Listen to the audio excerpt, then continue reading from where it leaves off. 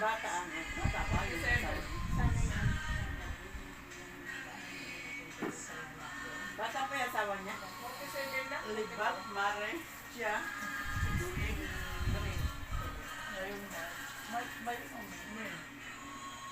Buti kung may mga anak niya. ayaw nga. Ayaw nga dyan dito. Diyan na nakapero. Kasi pinantahan sa mga barkada niya, mga kumare niya. Alam mo, meron siguro pala ng mga bata na magkakagulo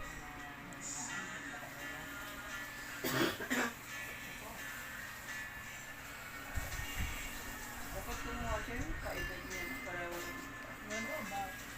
Baka ano. gusto niya mas bata. Gusto niya mas bata.